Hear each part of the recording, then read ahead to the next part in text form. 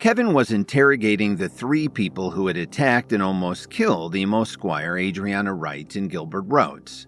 While Megan Kinzer and Alyssa Roach watched, Kevin dislocated Alvin Preston's fingers and broke his kneecap in an attempt to find out exactly who had paid for them to commit this heinous crime against his friends. But the man didn't seem to know the name of the person who had paid them. "President Williams, give me a quick death. I really don't know who the man was." Alvin Preston tried his best to suppress the urge to scream. "He was dressed entirely in black, and he never let me see his face clearly." Kevin turned around and glanced at Mitchell Cook. They gave each other a disappointed look. If it had been a bank card, they could track the person down by checking the accounts. But it was obvious that the person behind the attack had eliminated this possibility. "Is there anything else?" Kevin held his dagger up against Alvin Preston's face. I really don't know." Preston's tone of voice revealed that he was filled with regret. He would rather die at Kevin's hands than face any more of this. After staring at him for a few seconds, Kevin went back over to Megan Kinzer. "What about you? Do you have anything to say now? There's still time before it's your turn," Kevin said in a flat tone. No. A trace of panic flashed across Megan Kinzer's eyes. In desperation, she kicked out at him even though her legs had been tied. Unfortunately for her, Kevin slapped the kick away. Because he was so angry about the whole situation, his movement was a little more powerful than he'd planned, and you could hear the sound of a bone breaking. Megan let out a scream that was so miserable that it carried through the closed door. Mitchell Cook's bodyguards, who were standing on the other side, were horrified by the sound. "What I hate most is people who lie to me." Kevin leaned over Megan Kinzer so that he could look straight into her eyes. "You still have one more chance. Otherwise, I won't show you any more mercy than you showed my friends." I really didn't do it on purpose. Please let me go." Megan Kinzer was in so much pain that she almost couldn't talk. "Speak!" Kevin roared with anger. "Mr. Rhodes had a fight with Dominic Archer a week ago, and then someone contacted me and gave me $3 million for my services.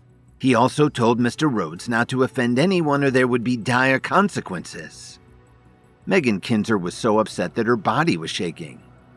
"Did you say Dominic Archer?" Kevin asked with a worried frown.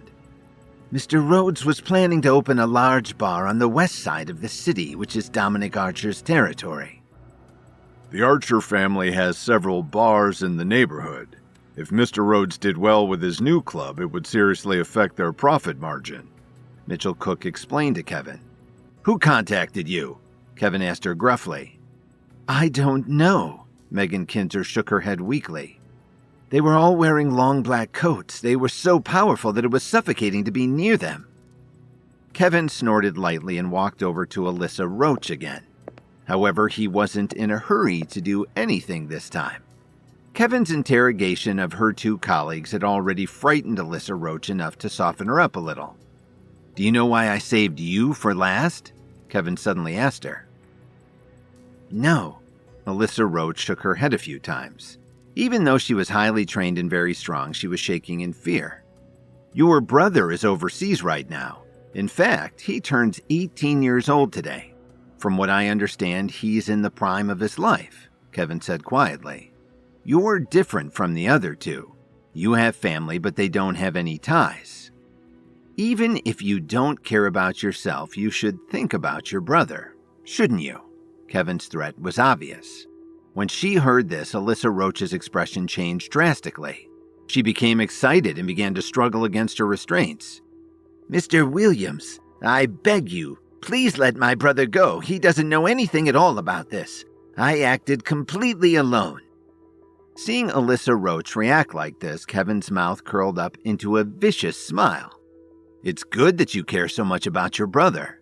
Do exactly as I say, and not only will you not be hurt, but he'll also get out of this safe and sound." Kevin suddenly got a ferocious look on his face. He turned to Mitchell Cook and said, "Toss the other two into the lake." Kevin didn't care if Alvin Preston and Megan Kinzer were hiding any information. As long as one of the three was willing to talk, he'd be able to find out who was behind all this. Mitchell Cook nodded respectfully and gestured toward the guard who was standing by the door. More than 10 burly men immediately walked into the room. When they saw the condition Alvin Preston and Megan Kinzer were in, they controlled the urge to gasp out loud. They were violent men, but they'd never think of interrogating someone like Kevin had. Mitchell Cook waved his hand indifferently and ordered them. Break their hands and legs and throw them in the lake. The men quickly grabbed the two of them and dragged them out of the room. Tell me, exactly who was it that you talked to? Kevin didn't even bother to look at Alyssa as he spoke. Don't worry about your friends, it's just you and me now, and I'll help you remember things eventually. Alyssa Roach looked at the miserable fate of her two former friends and a cold chill ran up her spine. She began to recall the meeting that had gotten her into this mess.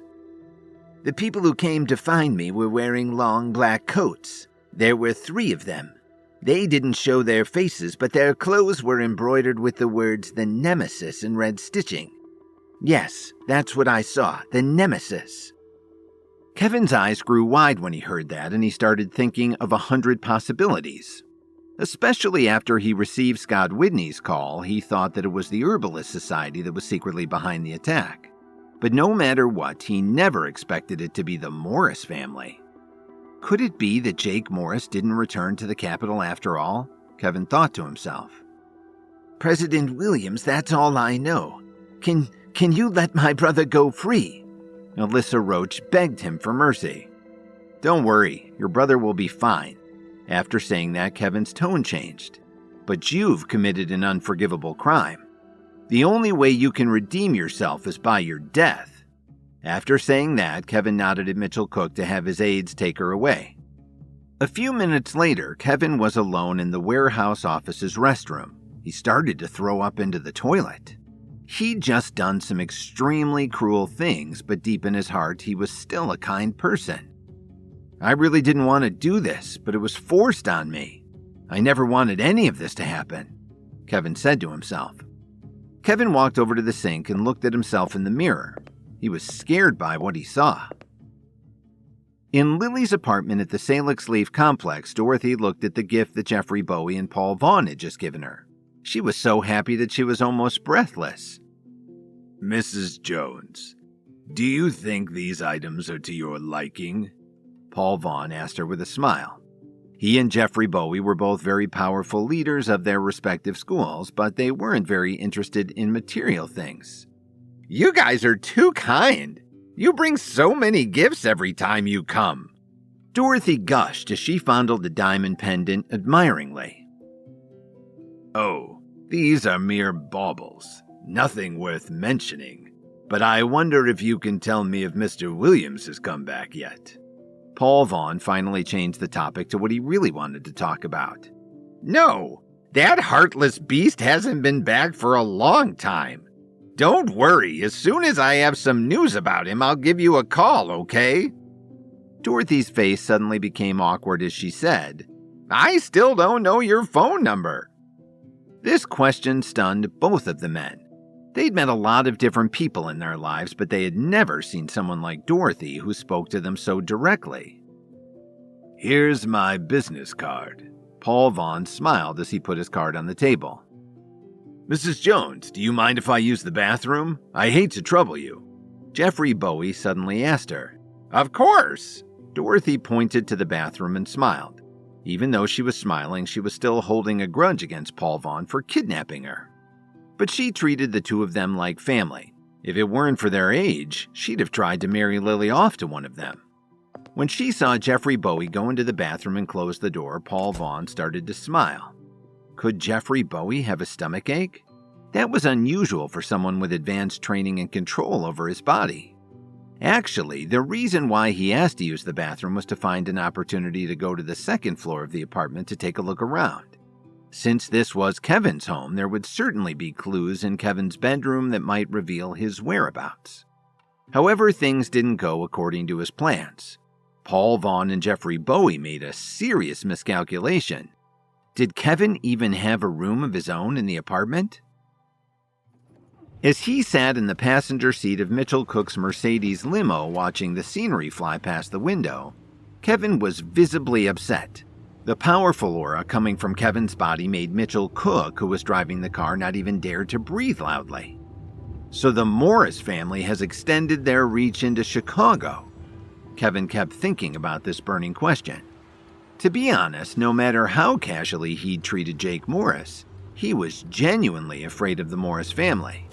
They were so powerful that Kevin had no confidence that he'd be able to defeat them. "Do you have a smoke, Mitch?" Kevin suddenly asked. "Yes, I do."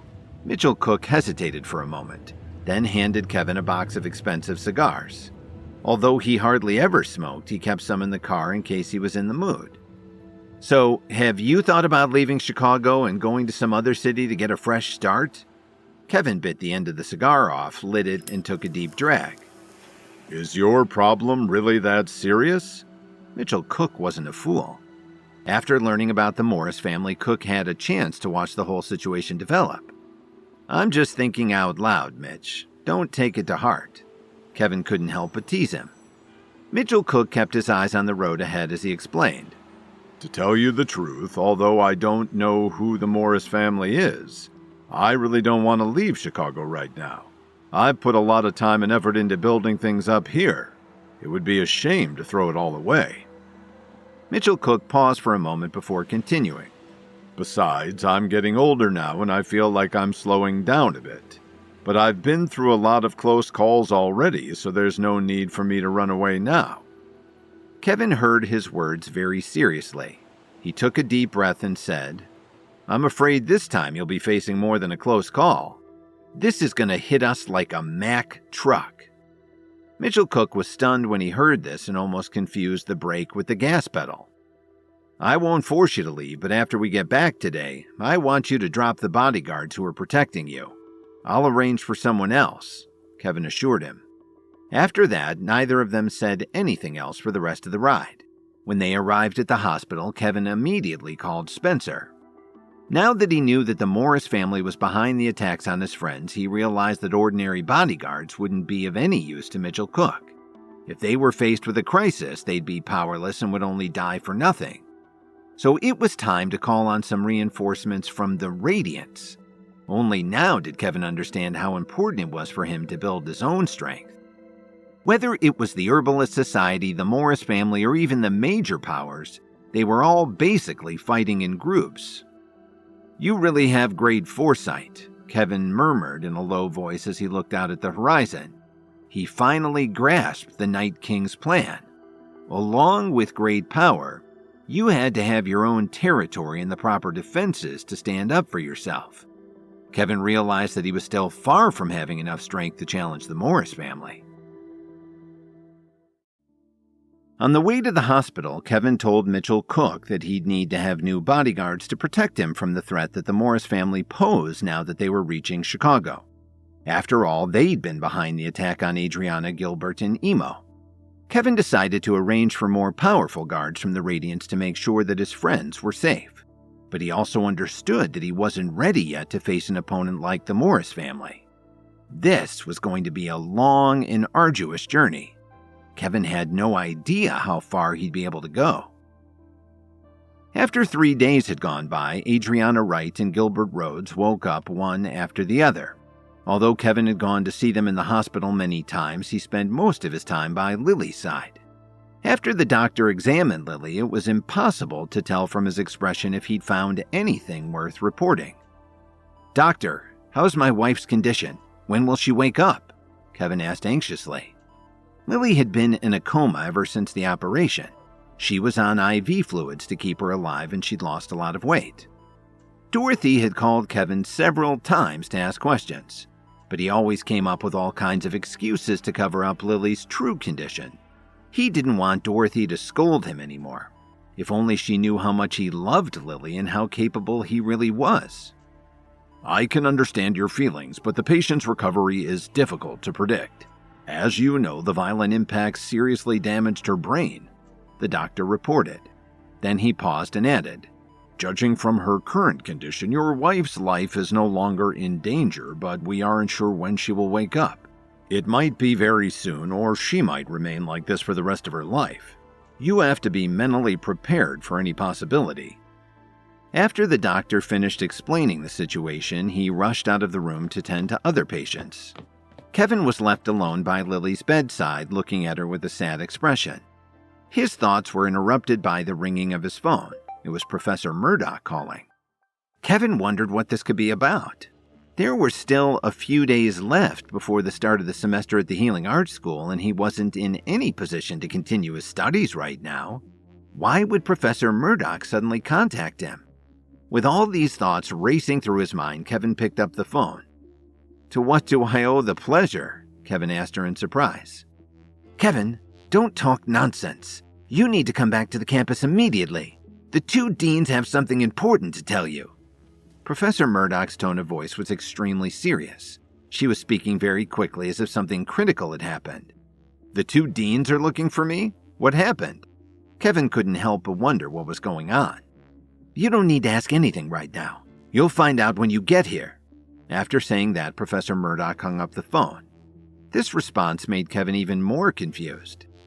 Glancing over at Lily, Kevin sighed deeply and called Phoebe Anderson, who hadn't been back home for too long, to return to the hospital and stay with her while he went to the campus to find out what was so urgent. In a mansion on the outskirts of Chicago, Brett Stewart was very worried as he looked at the documents he was holding in his hands. Not far away from him, Viola Garcia, Alan Baker, and the others were kneeling on the ground with sweat dripping down their foreheads. After a while, Brett Stewart put down the documents he was holding. He raised his eyes slightly and asked his assistants, "Did the Morris family send someone to Chicago? Do they have some kind of dispute with our people?" One of them replied, "Yes, sir. Our personnel accidentally ran across some members of the Morris family, so they followed them to investigate." "I just didn't expect to be discovered so quickly, so I had to act before I was ready," Viola Garcia replied meekly. "You fools! Do you guys have brains in your heads or what? Why are you having so much trouble tracking the Morris family's people?" Brett Stewart reprimanded her in a stern voice. The fury in his eyes intensified. "Sir, the Morris family has sent a messenger to inform you that they want us to withdraw from Chicago within 3 days. Otherwise, our blood will flow through the streets," Alan Baker replied cautiously. Both of them took a deep breath and prepared to face Brett Stewart's fury. Sure enough, 3 seconds later, there was a loud noise in the room. It shook the entire mansion, causing many guards to quickly rush in to see what was wrong. Brett Stewart had smashed the solid oak table with his clenched fist. The guards stopped in their tracks, not knowing what was going on. "This is too much. The Morris family is too arrogant. They want the myriads to be destroyed in a bloody massacre."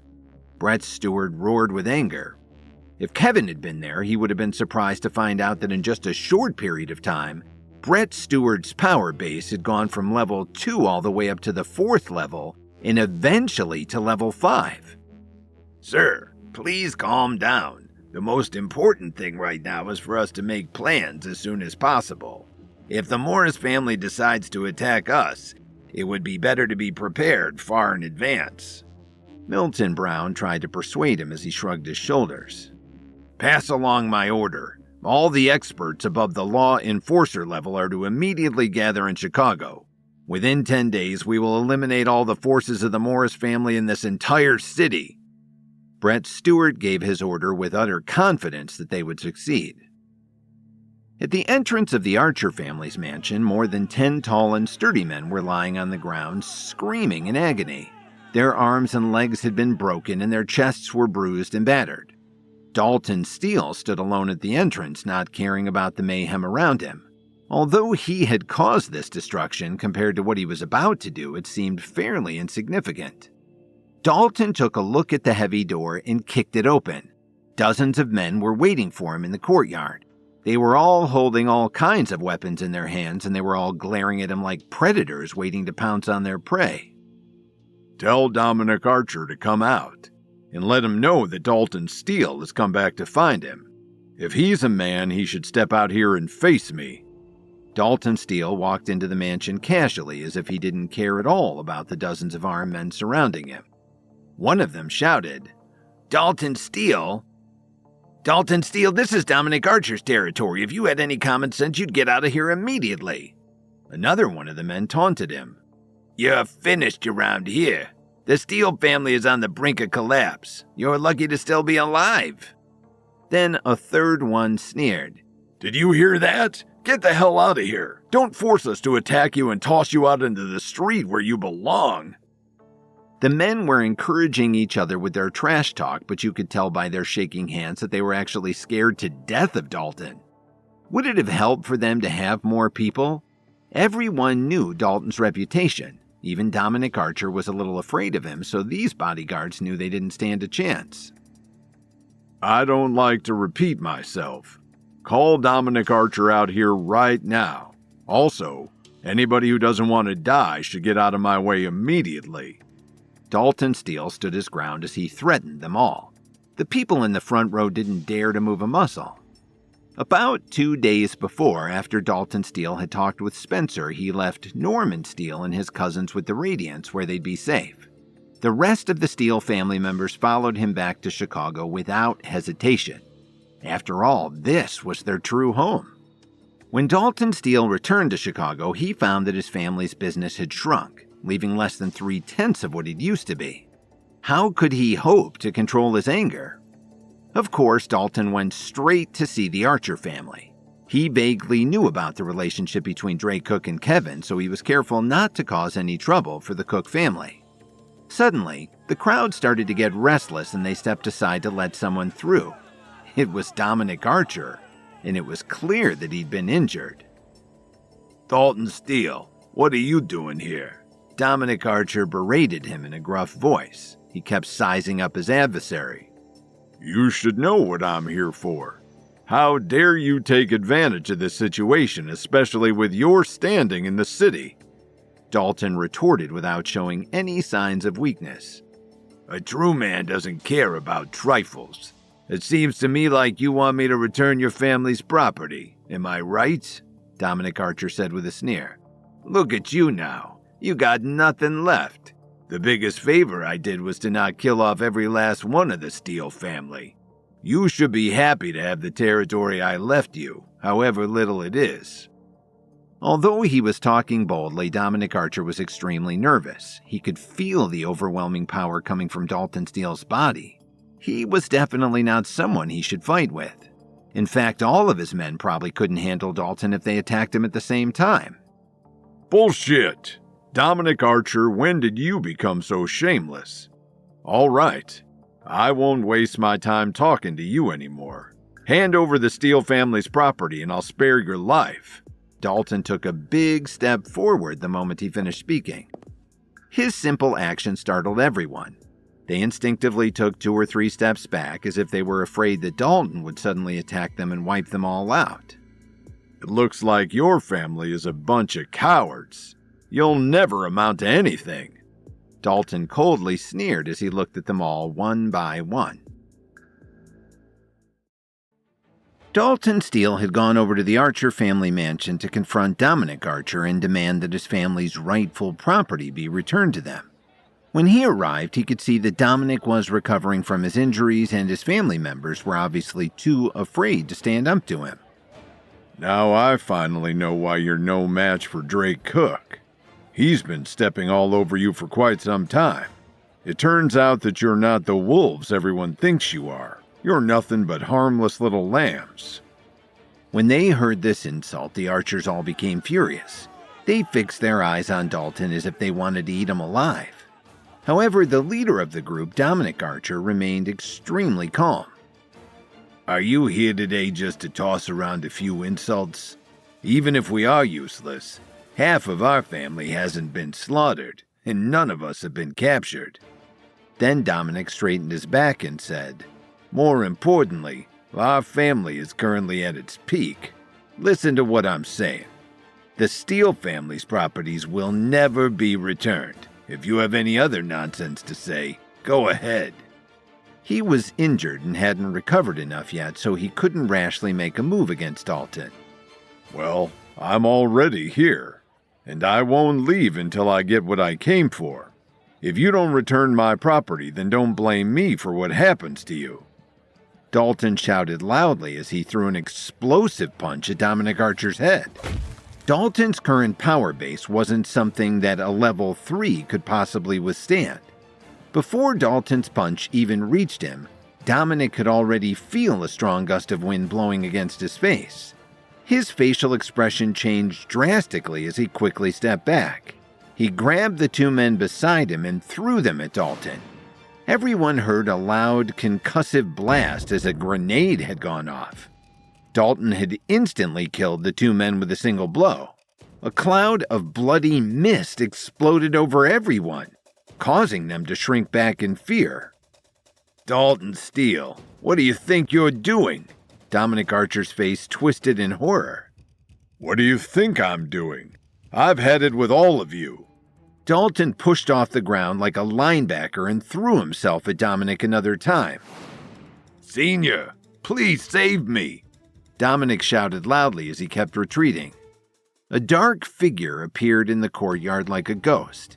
He held Dominic's shoulder and waved his other arm at the same time. Then he released a strong wave of energy and you could see ripples in the air around him. "You're asking for it." Dalton didn't want to be outdone. He threw a brutal punch, but his fist seemed to collide with an invisible barrier. The air suddenly exploded, and the shockwave caused the archers to fall to the ground one after another. Dalton also had to take a couple of steps back before he regained his balance. "Is he a level 5 expert too?" Dalton wondered as he massaged his wrist and looked at the man who had suddenly appeared. He was wearing a long black coat. "Who are you?" Dalton asked. "Is this man more advanced than me in level 5? The man in the black coat murmured to himself. He was shocked by this turn of events. "I don't want to be your enemy. Just get lost or I'll have to beat you up too," Dalton shouted at the man fearlessly. Although he had some doubts, he didn't understand why Dominic Archer had such a powerful warrior by his side. However, this man was at a lower stage of level 5, so he wasn't strong enough for him to worry about too much. Once someone was on level 5, the gap between each of the steps within the level was pretty huge. "Young man, the Archer family is off limits to you at the moment.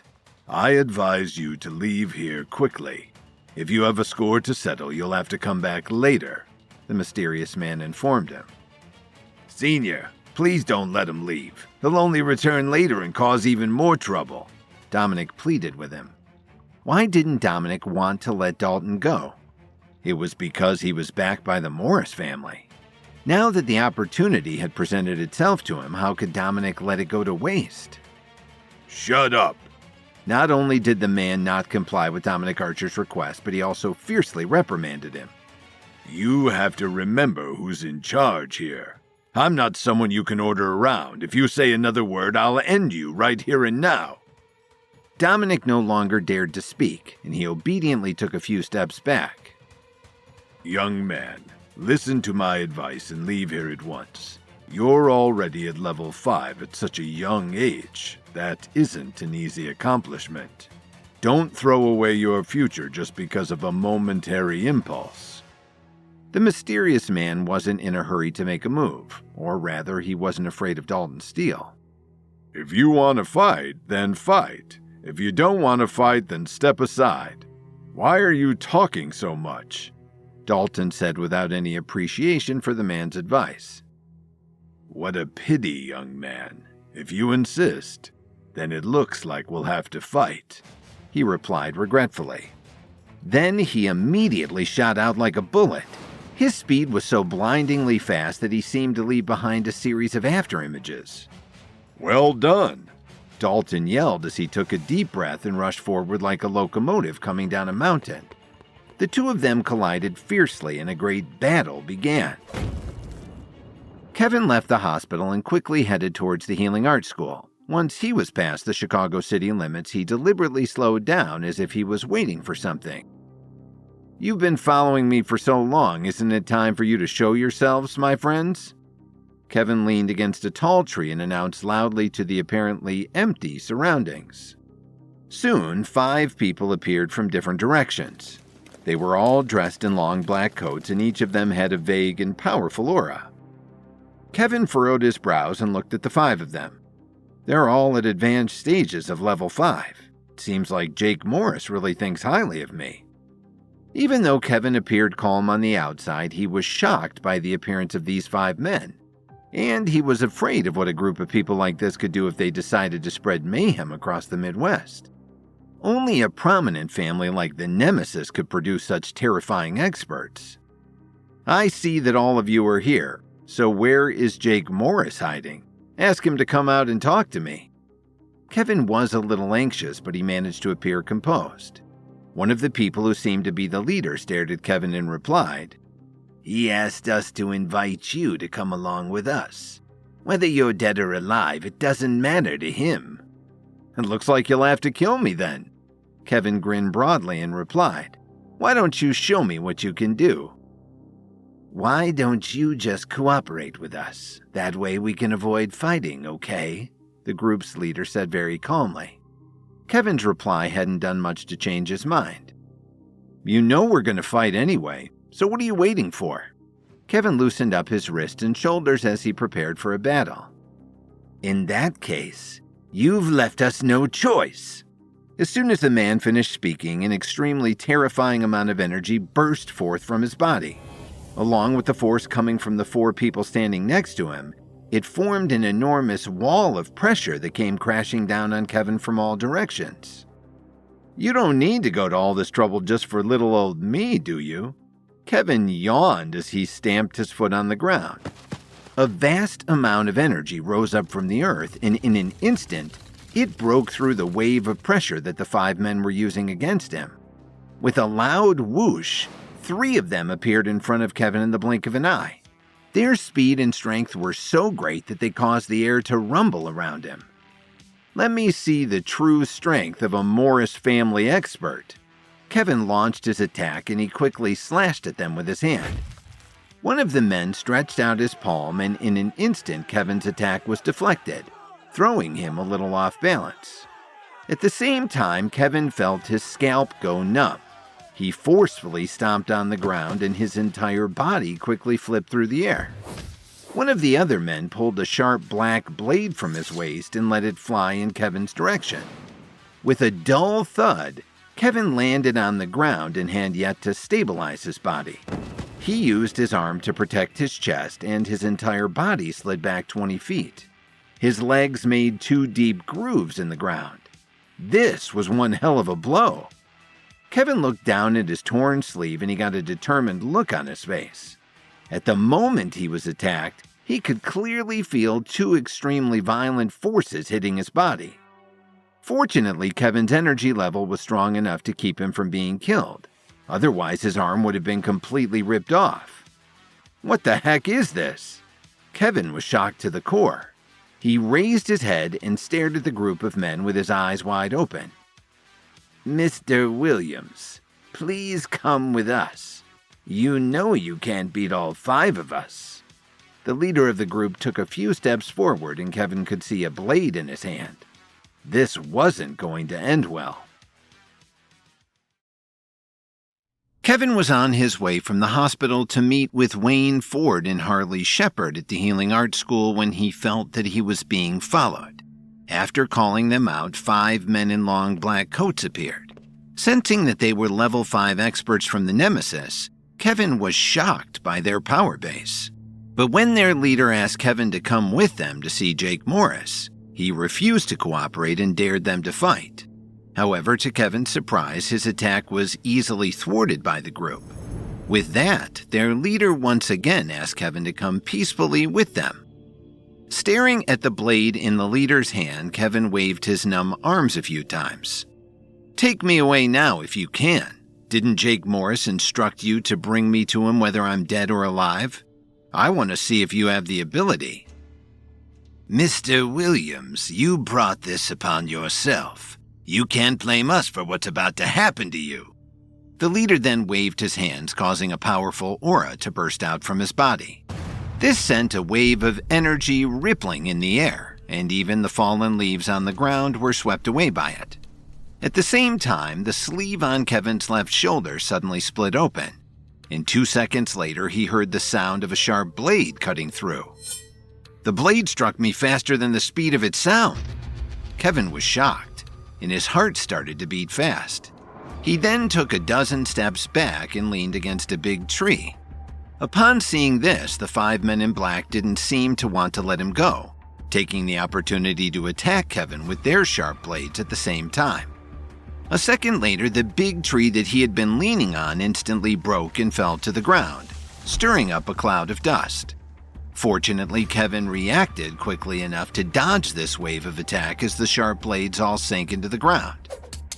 "I'm actually in the mood for a fun battle today, so I hope you all won't disappoint me." Kevin suddenly squatted down on the ground. After drawing his spiritual energy around him, his whole body shot out, spinning rapidly in the air as he sent a kick to the head of the group's leader. However, less than an inch away from hitting his target, Kevin's foot seemed to have been stopped by something. It was as if there was an invisible wall of energy blocking his attack. By then, the other 4 men had already arrived behind him. "Get lost!" Kevin shouted loudly. With sharp blades in their hands, the 4 men swiftly stabbed Kevin from 4 different directions. At the same time, their leader reached out with his right hand decisively as he grabbed Kevin's ankle and pulled him hard to the ground. Intense waves of energy surrounded Kevin as he fell to the ground with a heavy thud. The strong impact made blood flow out of the corner of his mouth. "Although there may be a gap between our strengths, Mr. Williams, you have no chance of winning." The leader sneered as he grabbed Kevin's ankle once again. "Since the 5 of us are level 5 experts, our sheer number should be enough to overwhelm you." With that, the group's leader threw Kevin to the side, sending him flying into the distance. By the time he landed, he had broken 5 or 6 trees and 3 of his ribs were broken. As Kevin winced from the pain, he never thought that this would happen to him at the hands of these 5 men. These experts of the Morris family are indeed extraordinarily skilled and powerful, Kevin acknowledged as he brought out the night dagger from his pocket. He then inserted into the ground to support himself as he stood up. "Mr. Williams, I'm afraid it's too late for you to regret your decision now," the leader remarked coldly. There wasn't the slightest change in emotion on his face when he said this. The other 4 men followed him closely as they slowly surrounded Kevin from both front and back in an orderly manner. "You certainly like to say false things about me. Did the Morris family teach you that?" Kevin's eyes were full of fighting spirit. "I haven't given up completely yet, so how can you prove to me that you've already won?" The 5 men stopped about 15 feet away from Kevin as if they weren't in a hurry to take his life. "Do you guys have any more tricks up your sleeves? Because I've yet to show you what I'm capable of." Kevin forced himself to straighten his back and his entire body was emitting a powerful aura. "Have you ever studied any secret manuals? I want to show you something called homing blades." Kevin started bringing out several star-shaped blades from his pocket. Spiritual energy then surged out of his hands, giving the blades a light purple glow. "How come the Morris family didn't tell us that this kid is that powerful?" The leader of the men in black's tone finally became urgent. "That's not all. I can create an iron wall of my own." Kevin flashed a mischievous smile. The 5 men watched as Kevin surrounded himself with spiritual energy, seemingly using his strength to form a protective wall of his own. With Kevin also holding the night dagger in his right hand, along with several sharp blades in the other one, he seemed to have become the king of weapons all of a sudden. "Let's see if you can dodge these." As Kevin loosened his right hand, the night dagger flew out towards the 5 men like a bolt of lightning. He then flung out the homing blades with his left hand, which all spun in the air in a circular motion. As the night dagger and homing blades tried to penetrate the invisible energy barrier formed by the 5 men, dazzling sparks appeared all over them. With their shield about to become unstable, a strong wind blew away the rocks and debris as Kevin swiftly approached. Inside a room in the Healing Arts School, there were 10 people who were lying down on stretchers. One of them was Owen Sullivan, who had previously been tasked to bring Kevin back from St. Louis. At the moment, all of them were on the verge of death, and the bandages on their body were almost dyed completely red due to the severity of their wounds. There are still more people who haven't been treated yet, but among those who survived, these 10 were the most seriously injured. Professor Murdoch said slowly at the door with a solemn expression. It all happened so suddenly. Only by waiting for Kevin to come over and let him refine the rehabilitation pill can we guarantee that they won't have any threat to their lives. Upon hearing this, Harley Shepard and Wayne Ford didn't say anything. They simply looked at the 10 people with concern. After thinking carefully, Professor Murdoch slowly added, Dean Ford, Vice President Shepard, if I may ask, do you know why our students were suddenly attacked? Could it be that someone is deliberately targeting? She didn't finish her words, but her meaning was very clear. Harley Shepard gave her a deep look. Professor Murdoch, there are some things that we cannot share with you yet, so now isn't the time to ask any questions. However, your job right now remains very important. Taking care of the wounded should be your top priority over anything else. As such, have you found the recipe for the rehabilitation pill? And are you sure that Kevin will definitely be able to refine it? According to Professor Colt, although the level of skill required to refine the rehabilitation pill is very high, Kevin is practically a genius when it comes to herbalism. Thus, even though he's still young, a special talent like him should be able to refine it. Professor Murdoch wasn't a fool. She naturally understood what Harley Shepard meant. Thank you for being on top of the situation here. Harley and I will need to head out and discuss some matters first. Wayne Ford turned around and left the room. With that, Harley Shepard followed him closely behind. As the two of them slowly walked along one of the corridors of the Healing Arts School, neither of them spoke at first. However, the heavy atmosphere had completely enveloped the two of them, urging one of them to break the silence. Have you confirmed whether the Pinnacle was behind this? Wayne was the first to ask. We were only attacked by about 30 men. Normally, we wouldn't have lost so many of our people. However, the weakest of them was already an intermediate stage level 5 expert. Harley explained the situation. How can all 30 of them be so powerful? Do the others already know about this? Wayne frowned slowly. I've already informed the top 10 schools. Except for the Central Alternative Healing Academy, they're obviously excused from sending any powerful warriors as they're still rebuilding their strength. Harley hesitated for a moment, then continued. But judging from the current situation, I don't feel very optimistic about our chances right now. After all, no one knows what to expect when the Pinnacle manages to break through the Foundation's defenses and enter Chicago. Moreover, the 30 men aren't originally from the Pinnacle, but some rogue experts within the Great Powers who have switched sides to join them. I'm sure there are others who have secretly done the same. Given this, who knows what we're truly up against? Wayne Ford immediately stopped in his tracks when he heard this. He thought for a while and uttered, To the underground dungeon. Harley Shepard couldn't help but sigh at this thought as he reluctantly agreed. The impending arrival of the Pinnacle had left Wayne Ford with no choice. Located from the 3rd basement floor onwards, the Healing Arts School's underground dungeon was a place that no one except the dean and vice president could enter. Filled with all kinds of secrets inside, they were the only ones who possessed the special key to access it. Moreover, the people who guarded the underground dungeon in the past were known to be the strongest people in the Healing Arts School. It wasn't an exaggeration to say that they were almost impregnable. Upon seeing the most seriously injured, Harley Shepard told Wayne Ford that the Healing Arts School was attacked by about 30 men, with the weakest being an intermediate stage level 5 expert. He then revealed that they were rogue experts within the Great Powers who had switched sides to join the Pinnacle. And despite informing the other top schools to send powerful warriors, he didn't know how many other forces they were secretly up against as well.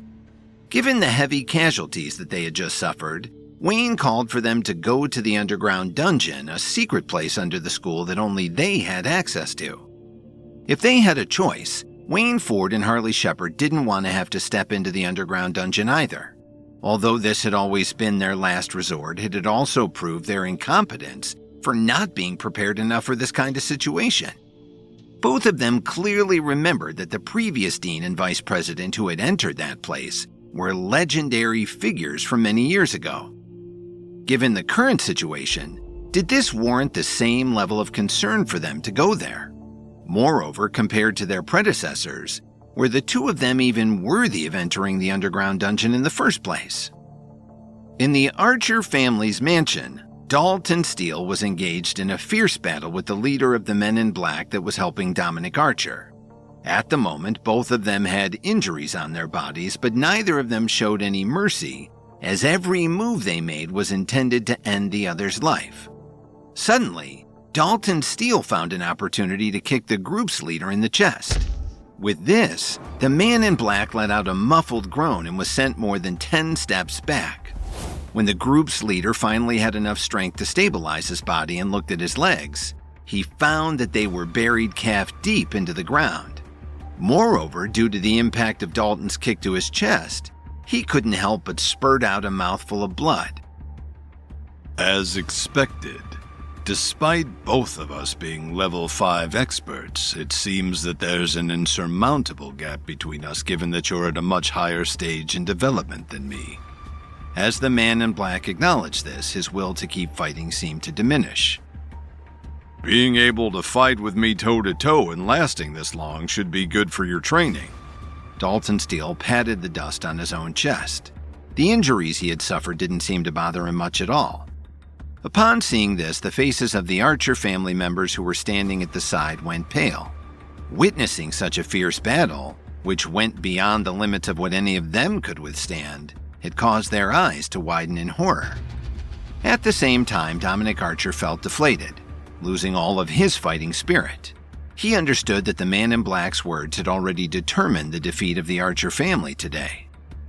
Young man, just celebrate your victory and leave this place immediately. The Man in Black struggled to pull his leg out of the ground. Although you're stronger than me, the Archer family is still useful to the people we work for, and our superiors are people that you can't afford to anger. How dare you speak so arrogantly after being defeated? Dalton gave him a deep look. Do you think I'll let Dominic Archer go so easily? Anyway, I didn't come here today to fight you, but to get all of the Steele family's properties and territories back. Thus, if he agrees, I'll only leave immediately. The Man in Black was stunned when he heard this. He initially thought that he would have to fight an even tougher battle, or even call for reinforcements in order to help him drive Dalton Steele away. Thus, he didn't expect this man to be so easy and level-headed to talk to. Is that true? The Man in Black asked subconsciously. A gentleman like me never goes back on his word. Dalton patted his chest and promised. All right, then this matter has been settled. The Man in Black took a deep breath and turned to Dominic Archer. Give it back to him. However, part of Dominic was still in denial.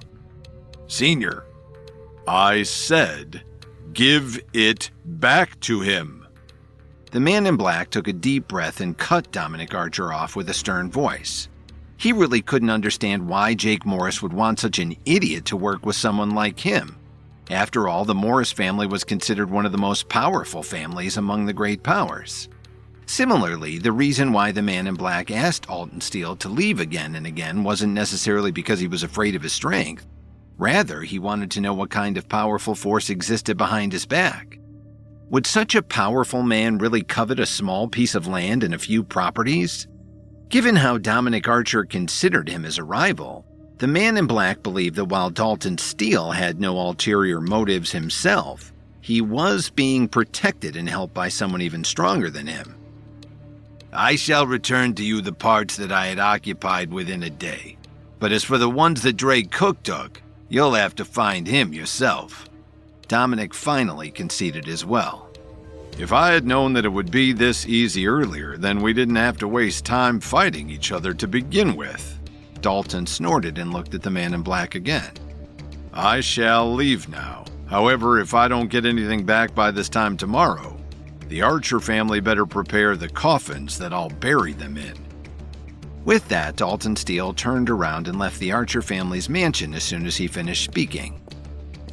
Meanwhile, as the outskirts of Chicago were filled with dust, one could only vaguely see a few shadowy figures passing through. The longer Kevin fought against these 5 men in black, the braver and tougher he appeared to become. Although there were more than 10 wounds on his body and his clothes were soaked in blood, it didn't affect his fighting spirit at all. On the other hand, 2 of the 5 men in black had already been slain by Kevin's homing blades, greatly reducing the group's collective strength. And with their energy barrier compromised, the remaining 3 men could only attack Kevin in quick bursts, before being forced to retreat and hide again once they were attacked by him. Even so, none of them remained unscathed, as each one had a few wounds on their bodies as well. Today's battle has been fun, but just to warn the Nemesis and Jake Morris that my life isn't that easy to take, I'm going to have to send him a message by taking your lives instead. Kevin's figure moved as fast as lightning. He then withdrew his iron wall defense in order to concentrate all his spiritual energy on attacking the 5 men in black in a bold and unrestrained manner. With this, Kevin brought out his night sword from behind his back, and every time he waved it, the blade seemed to be enveloped by a light purple glow. Suddenly, another man in black was stabbed in the stomach. Blood dripped down from the blade of the night sword as the man fell onto the ground, leaving only 2 of the men in black still standing. "You're courting death!" The eyes of the group's leaders turned red and a powerful aura burst out from his body. He then threw himself at Kevin without any regard for his own life, and the other man in black joined in as well. With both men colliding with Kevin, waves of energy rippled in the air, causing the ground underneath them to shake violently. In the middle of this all, Kevin was struck forcefully in the chest by the leader's palm. However, at the same time, Kevin managed to send a night dagger into his heart, while striking the other man in black with his night sword. As such, all 3 of them fell to the ground at the same time. Finally, after a few minutes, Kevin gathered enough strength to shakily get up from the ground, and after nearly half an hour of fighting to the death with these 5 men, he was the last one standing. Today's battle had made him understand how powerful the skills he had read in the secret manuals were. Although this was his first time he had used any of them, the power that he was able to harness from the homing blades and the iron wall wasn't something he dared to underestimate. These secret techniques were certainly impossible to guard against. Thus, he was excited to practice and try more of them in the future. With great difficulty, he then took out an assortment of medicinal pills from his pocket and ate them to help him recover from his injuries.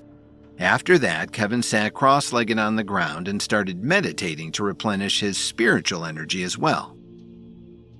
Back inside the hospital in Chicago, Mitchell Cook, who was watching over Emo Squire and the other 2, put down his phone and let out a sigh.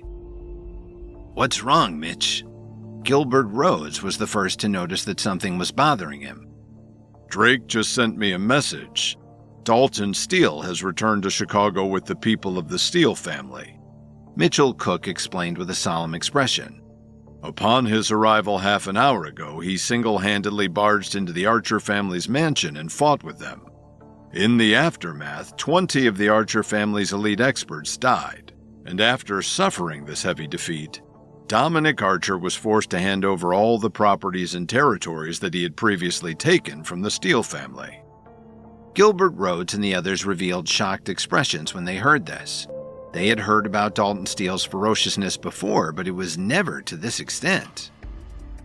"After dealing with Dominic Archer, are you worried that Dalton Steele will be going after your son Drake next?" Adriana Wright was the first to realize the key to the problem. As Drake Cook's strength increased, Mitchell's status had risen as well. After all, everyone knew that the 2 were father and son.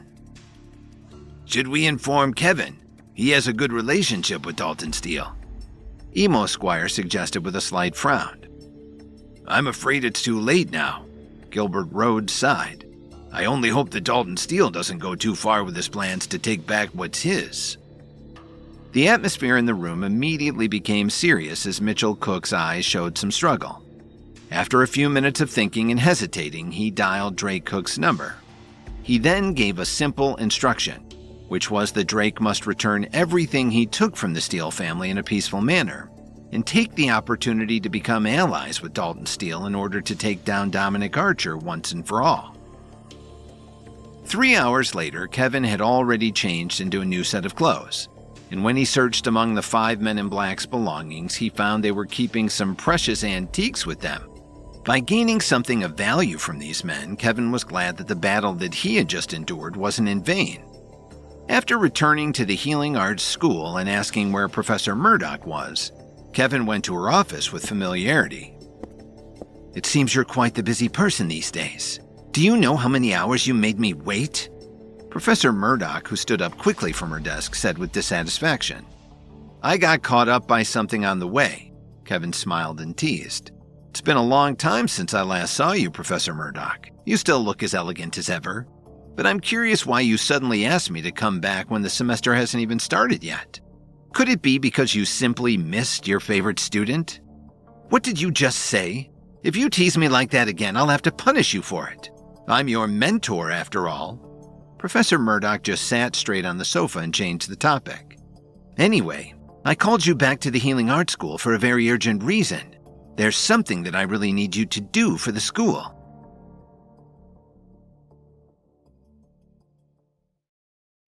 "3 hours after defeating the 5 men in black from the nemesis that Jake Morris had sent, Kevin searched through their belongings and found some precious antiques, which he happily took with him. And after returning to the Healing Arts School, he immediately looked for Professor Murdoch, who was dissatisfied after Kevin made her wait for hours before showing up. When he asked her why she urgently wanted him to come over when the semester hadn't started yet, Professor Murdoch told him that she needed him to do something for the school. "For the school? Professor Murdoch, don't joke around. The Healing Arts School is a prestigious place, and I'm just a young man who doesn't know any better. How can I be trusted with such a tall task?" Kevin quickly waved his hand and replied, "This was discussed with Dean Ford and Vice President Shepard, so you don't have to worry." Professor Murdoch gave him a deep look. She knew very well that this useless son-in-law, who had been given a hard time by her and got ridiculed by his classmates when he first entered the school, had since achieved many things and soared so high that even she had to look up to her own student. And all of this had happened just within a span of a few short months. "Where are those 2 old fellows anyway? Why are they digging a grave for me?" Kevin scratched the back of his head and asked. "Show some respect. The 2 of them are your elders and the heads of this school." Professor Murdoch scolded him in a displeased manner. "Besides, you don't even know what I'm about to ask of you, so there's no reason to overreact just yet." "Then tell me what it is first." Kevin wouldn't be bothered by her words. After all, he had only been a student at the Healing Arts School for 1 semester. With this, Professor Murdoch took a deep breath and asked seriously, "Have you heard of the rehabilitation pill?" "What did you just say?" Kevin immediately stood up from the sofa in surprise. "Are you talking about the legendary miracle pill that can heal all injuries?" The rehabilitation pill required the essence of more than 10 kinds of top-grade herbs that were extremely rare and expensive. And altogether, the pill formula was comprised of over 100 different medicinal herbs, whose quantities needed to be precise in order to work. As such, it wasn't something that could be refined by an herbalist who wasn't a level 5 expert or above. Professor Murdoch nodded her head lightly to confirm that Kevin had heard correctly. Although this was agreed upon by the 2 deans, it was actually Professor Colt who strongly recommended Kevin. As for the specific reason why he chose Kevin, the 5 of them would be able to find out based on the result. "Professor Murdoch, did you really ask me to come back to refine the rehabilitation pill for the school? You're not kidding with me, right?" Kevin appeared exceptionally excited, but at the same time it made him think. Even if there were relevant records in the secret books on how to refine rehabilitation pills, Kevin didn't have any of the medicinal herbs that were needed to make them. Thus, how could he concoct pills for them without ingredients? It was like being asked to cook steak without any meat. Of course I'm not kidding, Kevin. I'm too responsible to lie to you like that. Now answer me honestly. Do you have the ability to refine the pills for us? Professor Murdoch asked solemnly. Let me ask you the same question. Do you think I have the ability or not? Kevin asked with some difficulty. Kevin, this is a serious situation. This isn't the time for you and me to banter around. Professor Murdoch immediately added. Moreover, we only have an incomplete pill formula in our hands. But if you can find a way to refine it, the entire Healing Art School will owe you a great favor in the future. When Kevin didn't answer, Professor Murdoch asked, Kevin, don't tell me you don't know about the seriousness of this matter. The Healing Art School was attacked. I don't know who did this, but this is a matter of life and death, and the school needs you to save its students. Despite hearing this, Kevin wasn't in a hurry to agree. Instead, he slowly became silent as he continued to think about what Professor Murdoch had previously said. If he agreed to help them, how could Kevin guarantee that the Healing Art School would feel indebted to him? After all, a favor would only be valuable if the other party believed that honoring their word was more important than anything else. Otherwise, it was just an empty agreement that wasn't worth mentioning at all. Moreover, were his herbalism skills good enough to get the job done? If the refinement of the rehabilitation pills failed even once, he was sure that the value of all the wasted medicinal ingredients would be astronomical. How would the others react if this happened? Seeing that Kevin had fallen into deep thought, Professor Murdoch couldn't help but shake his head slightly. Realistically, I'm afraid you only have a 20% chance of success. Thus, if you fail to refine it, no one will blame you. Professor Murdoch comforted him. But if you succeed, it'll very likely serve as a useful tool that can turn the situation around in the upcoming battle against Pinnacle. As such, we all hope that you could at least give it a try. Is everything ready? Kevin ignored Professor Murdoch's words and asked in a daze. Professor Murdoch didn't understand what he meant. Kevin, it doesn't matter if you aren't ready. Because of this, Kevin interrupted her to clarify. Professor Murdoch, I'm talking about the medicinal herbs. Are they all ready? Does that mean that you can really refine it? Professor Murdoch's face was filled with astonishment. You said that I could give it a try, and I can only promise you that. Kevin didn't show any signs of joy. His brows were filled with a heavy seriousness. Kevin, before anything else, there's something that I must remind you of. Since we only have an incomplete pill formula in our hands, we only know some of the medicinal herbs that are required to refine the rehabilitation pill, such as the... Kevin interrupted her again and said aloud the 13 most precious ingredients, causing Professor Murdoch to be stunned when she heard it. Although she wasn't an herbalist herself, she knew from Kevin's tone that these medicinal ingredients were indeed essential and hard to find. We can't miss out on those 13 herbs. On top of that, there are also 30 other herbs that the school must find. It's important that you obtain some fresh ones as well. Otherwise, I won't be able to make use of them. Very quickly, Kevin took out a pen and paper from Professor Murdoch's office desk and filled up the entire page. All in all, there are a total of 149 herbs. If the school is able to find them all in good condition and in the exact quantities that I specified, I should have just enough ingredients for one attempt to try and refine a batch of rehabilitation pills. After saying that, Kevin handed over the pill formula to her. I'll immediately go to the herbalism department to ask. Professor Murdoch grabbed the paper and quickly ran out. The Healing Art School's secret book of pill recipes was said to have been lost many years ago, and when about 40 of them were previously recovered by chance, they were mostly incomplete, which rendered them useless unless someone could figure out the missing ingredients. If Kevin knew all the contents of the rehabilitation pill, wouldn't that mean he... At the thought of this, Professor Murdoch was so shocked that she almost lost her mind. Meanwhile, Dominic Archer had swiftly passed down his orders to his men. In just an hour, all the properties and territories that were originally owned and occupied by the Steele family had been arranged to be handed back over to them. At the same time, the things that had happened in the Archer family's mansion had swept across the entirety of Chicago like a hurricane.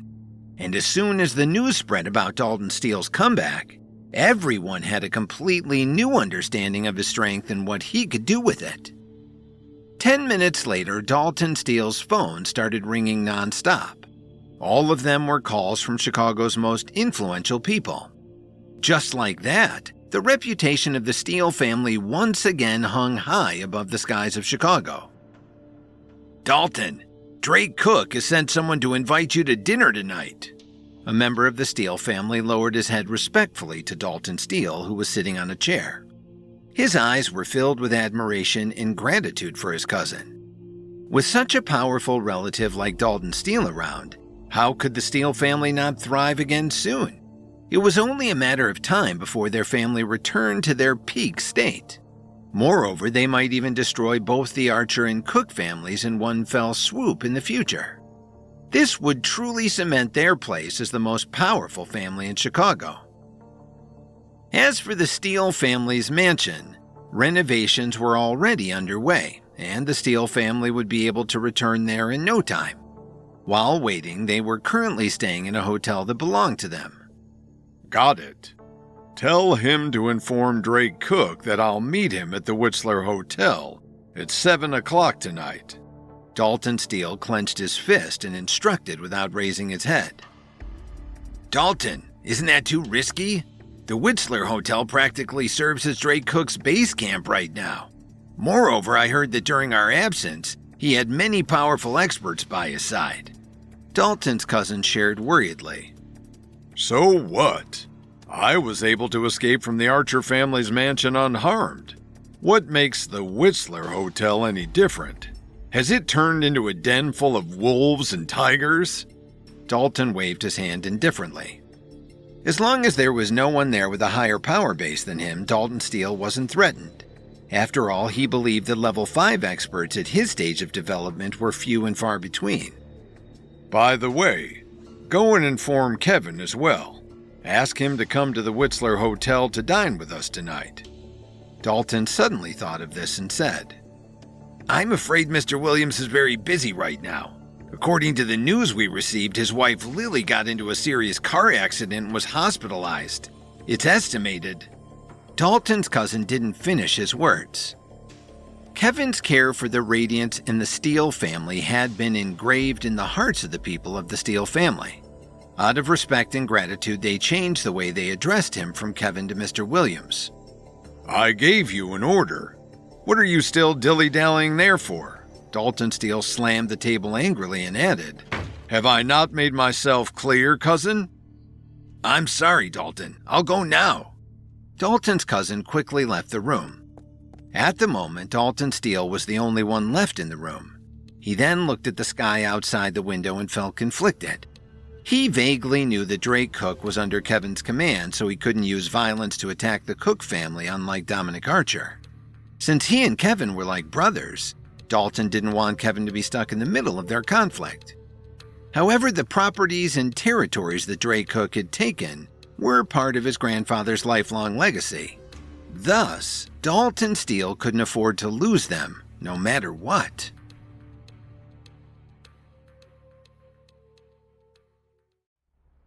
After Dominic Archer had swiftly returned all of the Steele family's properties and territories, news of Dalton Steele's comeback quickly spread across Chicago. Just then, Dalton was informed that Drake Cook was inviting him for dinner. Not afraid of Drake given his strength, he agreed to meet him at the Whistler Hotel later that night. Despite being told about Lily's car accident, Dalton was adamant about inviting Kevin as well. Knowing that Drake was under Kevin's command, he didn't want him to get caught in the middle. But with his grandfather's legacy at stake, he couldn't afford to take back what was stolen from his family by Drake. As for what Kevin was going to do with Chicago, Dalton Steele wasn't very clear about his plans, but he had a rough guess for at least one aspect of it. Although Chicago was a small city that was already mostly saturated, the waters surrounding the city could be seen as an intriguing space for development over the next couple of years. Given this, Dalton Steele had a conversation with Norman Steele before he came back. If Kevin really wanted to gain control over the side of Chicago that bordered Lake Michigan, then all of the Steele family's properties in that area would immediately be given to him. This was because the Steele family had already regarded Kevin as one of their own. However, other than him, they absolutely couldn't allow any of their properties and territories to be owned by anyone else, especially Dominic Archer or Drake Cook. The afternoon passed by slowly. By 6 o'clock in the evening, Kevin had been waiting in Professor Murdoch's office at the Healing Arts School for nearly 3 hours. After receiving Miss Wilson's call earlier, Kevin wasn't surprised that Dalton had invited him to his dinner with Drake at the Whistler Hotel. After all, he knew that Dalton Steele was like a fierce tiger, and the power base that he received from Travis Adams had undoubtedly given him the confidence to single-handedly reclaim the Steele family's prominence in Chicago. Still, because the two of them were brothers, Kevin wasn't worried that anything would go wrong tonight. Just as he was about to take a quick nap, he heard the sound of hurried footsteps approaching the door. A second later, Kevin's office door was pushed open by someone. It was Professor Colt, followed by Professor Murdoch and an old man. "Long time no see, Kevin. It's good that you finally came back to the Healing Arts School." Professor Colt happily took the initiative to greet him. "Did you miss me too, Professor Colt?" "Technically, it's still the holidays," Kevin replied with a smile.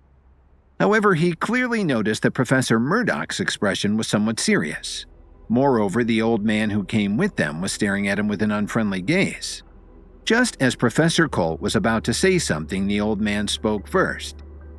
"Were you the one who gave Professor Murdoch the rehabilitation pills formula? How can you guarantee that it's real?"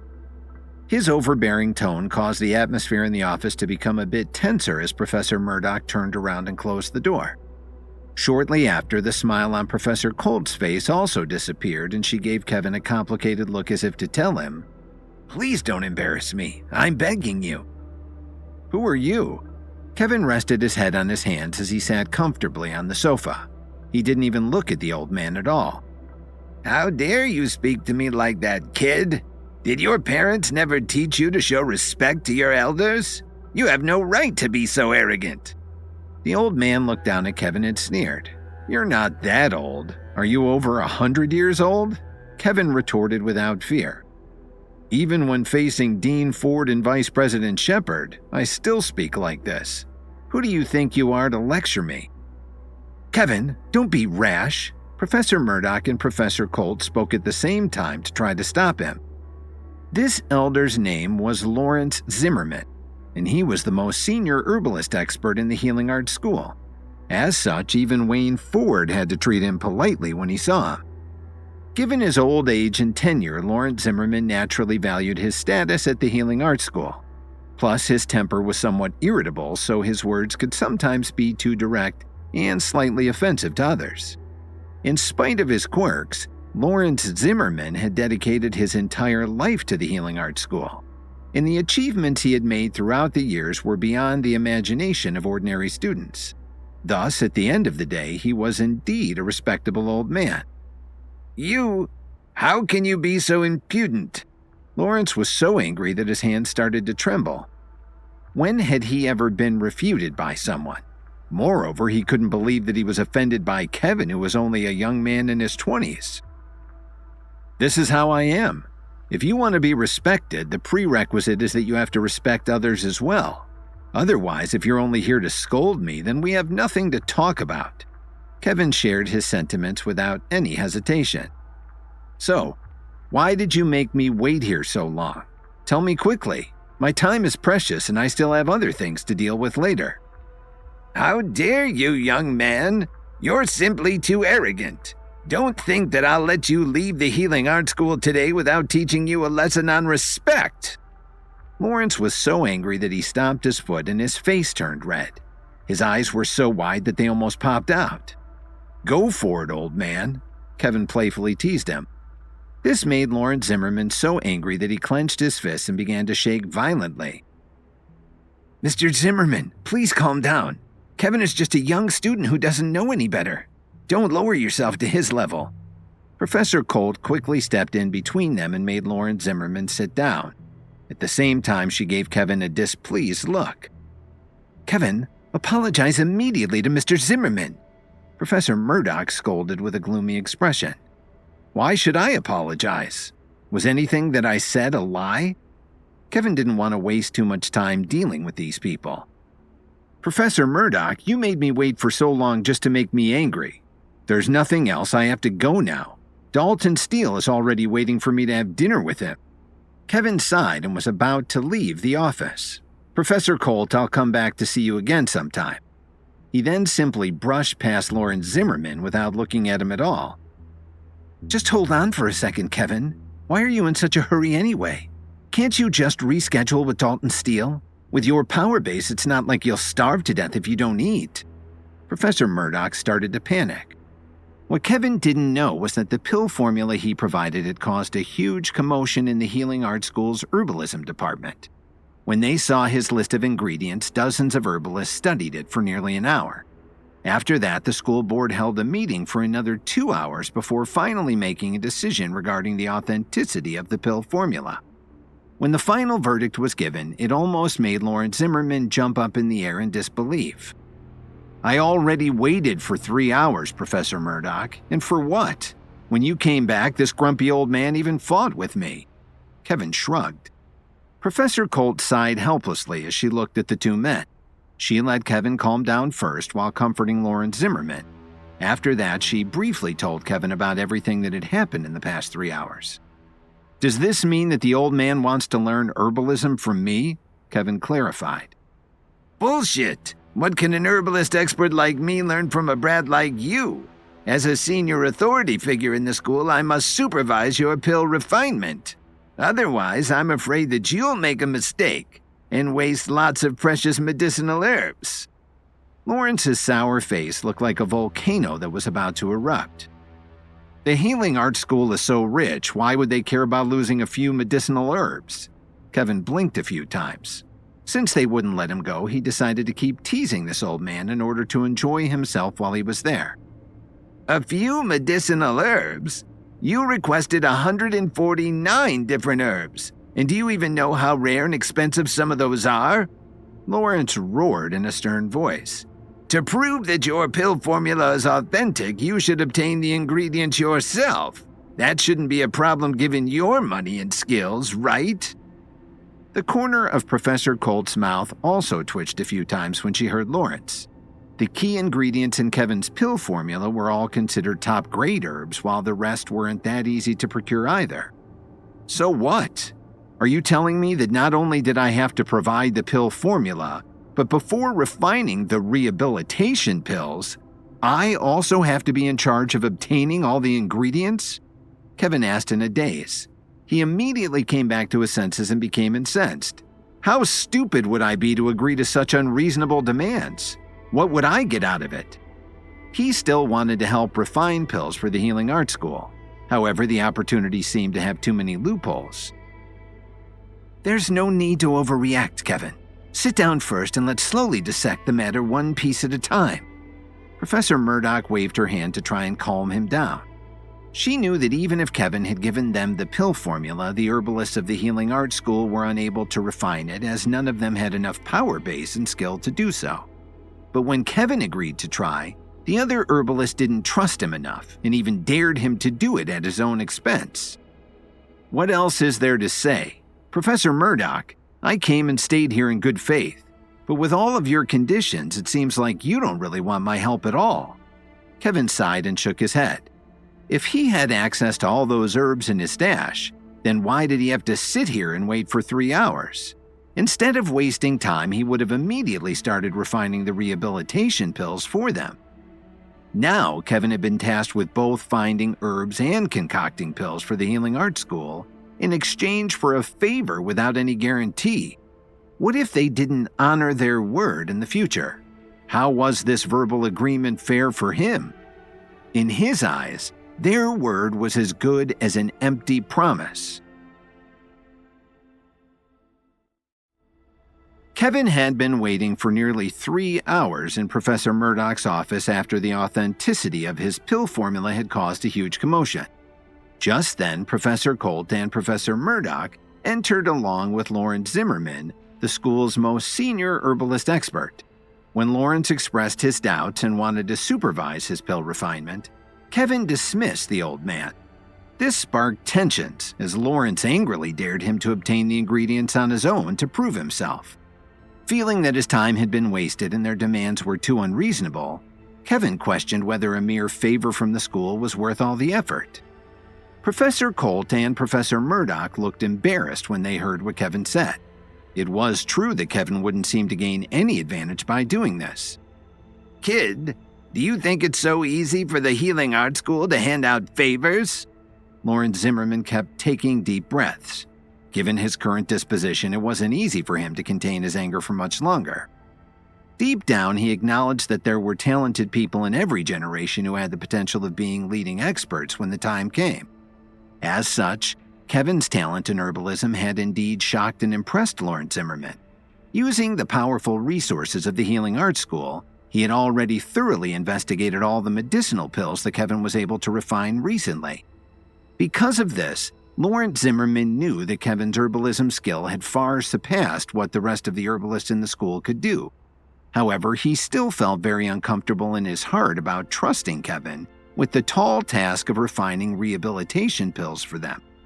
He believed that Kevin was currently too arrogant and unruly to realize his potential, and he needed further guidance to take a step forward in his development.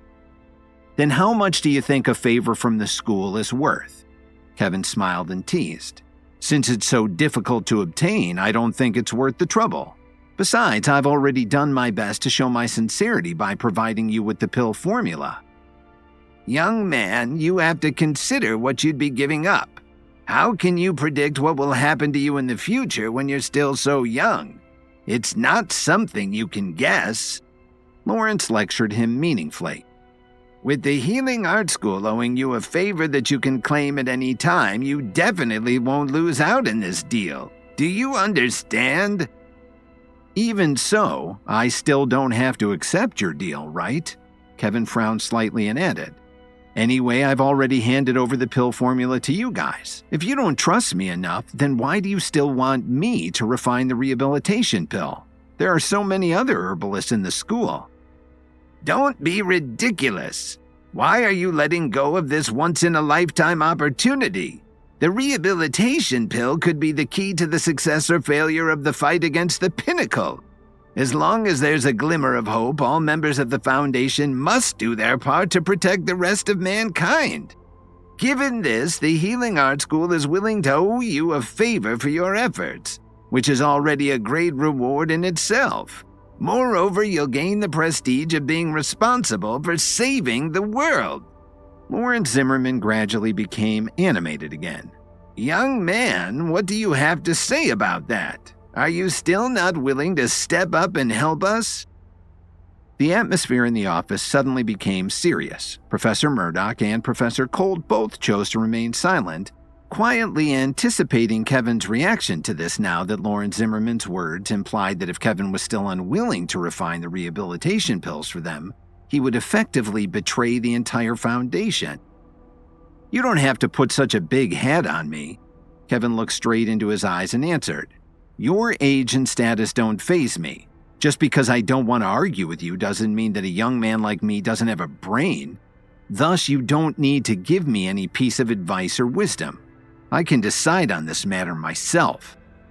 Kevin added, Also, you have to understand one thing. I'm just a small figure in this upcoming war.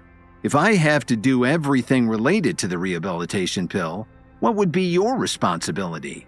As a member of the Foundation, shouldn't you also do your part in saving the world? Without giving Lawrence Zimmerman a chance to refute, Kevin slowly stood up from the sofa. He put his hands in his pockets. I've never thought of myself as a great person, nor do I have any ambitions to save the world on my own. But if the battle against the Pinnacle really breaks out, you can rest assured that I'll definitely participate without hesitation. I won't hide behind others and use my status to pressure them into doing my job for me. Professor Murdoch, Professor Colt, I really have to go now. I shall contact you again when I have the time." After saying these words, Kevin ignored Professor Murdoch and Professor Colt's urging to make him stay and quickly walked out of the office. When the door closed, the two professors' expressions instantly became serious. "Mr. Zimmerman, what did you think of Kevin?" Professor Colt couldn't help but ask. "His talent isn't bad. In fact, I think that he's exceptional and he's definitely a seedling worth nurturing." Lawrence suddenly shifted away from his fiery temper and revealed a meaningful smile. "It's normal for people to be frivolous when they're young. They need experience in order to mature and truly become great." "What about the rehabilitation pill?" Professor Murdoch frowned slightly and asked. "Let him refine it. I'll have the herbalism department gather all the necessary medicinal ingredients. As much as I hate to admit it, the young man is right. This time around, the school must be willing to spare no expense to protect the future of mankind," Lawrence acknowledged. When Kevin checked the time on his phone, it was already 6:30. With that, he entered the lobby of the Whistler Hotel and prepared to go to the agreed floor. "Sir, I'm sorry. This elevator cannot be used at the moment." A hotel staff member suddenly reached out and blocked Kevin's path. "Is it broken? Then I'll switch to another one." Kevin didn't think about it too much. "Sir, I'm really sorry, but none of these 4 elevators can be used," the hotel staff member said slowly. "It's all right. I'll take the stairs then." Kevin was surprised. Thinking that all the elevators were broken, he found this weird, but he didn't say anything. But before he could reach the stairs, the staff stopped him once again. "What are you doing?" No matter how good-tempered Kevin was, how couldn't he get angry after being stopped again and again by this person? "Sir, you cannot go upstairs. Mr. Cook has ordered us to not receive any guests there for the next 3 hours. Only his VIP guests can proceed." The hotel staff member kept looking at Kevin. "If you plan to eat, you may order a meal at the lobby cafe, otherwise I'm afraid that we can't accommodate you any further." Drake Cook wasn't the owner of the Whistler Hotel, so the staff simply addressed him as Mr. Cook. Given this, tonight was an important opportunity for him to talk to Dalton Steele. And after hearing about how Dalton single-handedly attacked the entire Archer family, and even injured the secret expert that Dominic Archer had invited, this made a huge impact on Drake, forcing him to be fully prepared for anything. As such, he couldn't afford any mistakes, so with Mitchell Cook's authorization, he temporarily closed off all the upstairs floors. "How are you so sure that I'm not one of his VIP guests? Don't you know who I am?" Kevin's face gradually became gloomy. It had been a while since he had felt someone despising him like this. Since the incident at the Salix Leaf Hotel, he thought everyone in Chicago would know who he was and what he looked like by now. Thus, today's interaction took some getting used to once again. "Sir, please don't cause trouble here. I've already told you that you may only dine at the cafe on this floor. If the food there isn't to your liking, then please leave immediately and you won't have to cause a scene." By now, the smile on the hotel staff member's face had completely disappeared. In his head, he thought that Kevin was just an ordinary office worker based on the clothes that he was wearing. As such, he believed that Kevin could only afford to order a salad or some other cheap dish at any of the Whistler Hotel's restaurants. And before leaving, he would walk around and take some photos, then post them on his Instagram stories to brag about spending so much money just now. He had already seen too many such people doing this just to increase their followers on social media, and there was no need for him to waste his time entertaining some wannabe influencer. "Are you really threatening to get security to chase me out?" Kevin couldn't help but laugh a few times. "Sir, don't be shameless. This isn't a place for you to cause trouble." The hotel staff member pointed at the door and said, "If you still want to preserve some dignity, get out now and don't ever come back here." "Did you really just say that? You better not come begging me for mercy later," Kevin warned with a smile. "Why would I beg you for anything? Don't be so delusional. Get out of here immediately, do you hear me?" The hotel staff member couldn't help but raise his voice out of annoyance, attracting the attention of many guests around them. All of them looked at Kevin and sized him up. Ever since the establishment of the Salix Leaf Hotel, the Whistler Hotel had been surpassed as the most famous place in Chicago. Despite this, some of the hotel's older patrons still preferred to spend their money here. Nowadays, it seems the young people aren't as smart as they used to be. Some of them don't even know their own limits. An old man shook his head in disapproval. This kid doesn't look like he can afford to eat in the same restaurant as us. Why don't the waiters just chase him out? I really just felt a chill down my spine just by looking at him. A woman complained. Can anyone else smell his poverty wafting off of his body? He's even more pungent than a piece of trash. Another one mocked. For a moment, all kinds of murmurs and discussions were heard across the entire floor as people rolled their eyes in disdain and sneered at Kevin. However, Kevin didn't care about any of this. He just kept staring at the hotel staff member in front of him. Congratulations. You've successfully made me the target of everyone's ridicule, so go and enjoy your moment while you can. When I come back here, I'll surely make you kneel before me and run around the entire hotel twice. You think that a lowlife like you can make me kneel? If you can really re-enter the door of our hotel again, I'll even give you my legs. The hotel staff member sniffed and pointed to the entrance. Hurry up and get out of here. Don't make me do anything that you'll regret. Kevin simply laughed lightly as he slowly walked out of the door and sat on the front steps. As he took a glance behind his back, he saw that all of the guests couldn't help but gloat and feel superior over him while they ate comfortably inside the hotel. Meanwhile, Kevin could only sit on the front steps like a dog and enjoy the wind outside. In their eyes, without comparison, this was the huge difference between the rich and the poor. Who told you that you could sit on the front steps? This is still part of the Whistler Hotel's property. Don't you realize that you're affecting the flow of customers by being a nuisance? You'll scare away potential guests from going inside. It was still the same hotel staff member who was standing at the door. He then raised his head slightly and yelled at Kevin with flared nostrils. Get lost, now! After arriving at the Whistler Hotel, a hotel staff member kept stopping Kevin from going upstairs. Not knowing who Kevin was, he explained that he was following Drake's orders not to let anyone up unless they were his VIP guests. Thinking that Kevin was up to no good, he then asked him to leave the hotel. Despite Kevin's warnings, the hotel staff member wasn't threatened and raised his voice at him, which attracted the disdain and ridicule of the other guests. However, when Kevin complied and sat on the hotel's front steps instead, the hotel staff member still kept urging him to get lost. I'm already outside of your hotel's entrance, so why are you still bothered enough to care about where I sit? Kevin stood up and patted the dust off his butt. Let me tell you something, kid. The entire east side of the city is ours, so we can do whatever we want around here.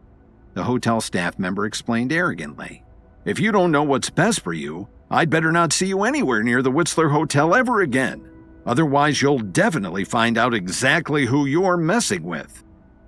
Beyond the fact that the Whistler Hotel belonged to Mitchell Cook, everyone knew that Drake Cook was his adopted son. And with the east side of Chicago also being Drake's territory, the status of the Whistler Hotel staff members was also much higher compared to those in most other places in the city. Is that so? I didn't realize that you were that powerful. You really scared me just now. Kevin revealed a mocking smile. How about if I stand along the sidewalk at the bottom of the stairs? Surely that's not part of the hotel's property anymore, right? I told you to get lost. Didn't you hear me? The hotel staff member didn't want to let him go so easily. The Whistler Hotel isn't a place for lowlifes like you. Do you understand? You simply don't belong here. So scram! At the same time, Dalton Steele just arrived at the hotel. Moments ago, he had already seen Kevin standing from afar. Kevin, have you been standing outside for a while now? Why haven't you gone in yet? Dalton Steele asked curiously. I did, but I got chased out by this man over here. He told me that I didn't deserve to enter the Whistler Hotel. Kevin innocently shrugged and pointed at the hotel staff member. What? Dalton was stunned for a moment, then he immediately burst into laughter.